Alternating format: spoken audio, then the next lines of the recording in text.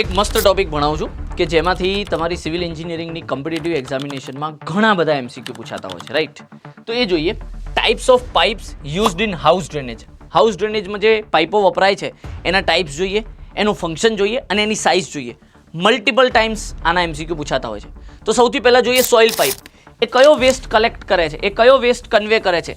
Carries એક્સક્રેટા, human એક્સક્રેટા જે છે એ collect કરે છે અને એની સાઇઝ 100 mm જેટલી હોવી જોઈએ. ત્યારબાદ વેસ્ટ પાઇપ.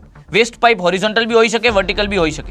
વેસ્ટ પાઇપ હંમેશા કયો વેસ્ટ કલેક્ટ કરે ધ્યાન રાખજો, ઓનલી લિક્વિડ વેસ્ટ જે બાથરૂમમાંથી, સિંકમાંથી, વોશ બેસિનમાંથી આવે ને એ. યસ, એની સાઇઝ 30 થી લઈને 50 mm ની રેન્જમાં હોય છે, કારણ કે હોરિઝોન્ટલ વર્ટિકલ અલગ અલગ હોય એટલા માટે.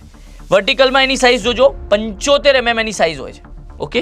ત્યારબાદ વેન્ટ પાઇપ. વેન્ટ પાઇપ નામ જ છે વેન્ટ પાઇપ, વેન્ટિલેશન પર્પઝ માટે હોય. વેન્ટિલેશન શેના માટે જોઈએ? તો જે ફોલ ગેસીસ બને આ વેસ્ટના કારણે, એ ફોલ ગેસીસને જવા દેવા માટે એક સ્પેશિયલ પાઇપ આપવામાં આવે, ventilation pipe. That is your vent pipe. Okay, જેની સાઇઝ 50 mm જેટલી હોય છે. આ જે સાઇઝ બોલું છું એ બધા ડાયામીટર છે, ધ્યાનમાં રાખજો. ત્યારબાદ રેઇન વોટર પાઇપ, રાઈટ? શું કરે છે? તો રેઇન વોટર કલેક્ટ કરીને આગળ એને ડિસ્ચાર્જ કરી દે છે, રાઈટ? એની સાઇઝ કેટલી હોવી જોઈએ? તો એની સાઇઝ હોવી જોઈએ 75 mm જેટલી. એન્ડ લાસ્ટમાં એન્ટી સાઇફોનેજ પાઇપ.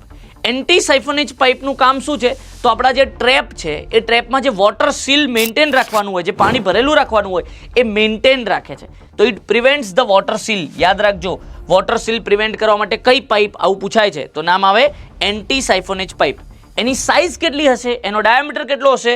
40 થી 50 mm જેટલો હશે. અહીંયા 40 થી 50 mm કેમ છે? કારણ કે એ એન્ટી સાઇફોનેજ પાઇપ એ કઈ પાઇપને કનેક્ટ થાય છે આગળ જઈને, સોઇલ પાઇપને કે વેસ્ટ પાઇપને, એના આધારે એની સાઇઝ નક્કી થાય, રાઈટ? અગર એ સોઇલ પાઇપને કનેક્ટેડ હોય તો 40 mm, અગર એ વેસ્ટ પાઇપને કનેક્ટેડ હોય તો 50 mm. એટલા માટે આ એની સાઇઝમાં રેન્જ છે.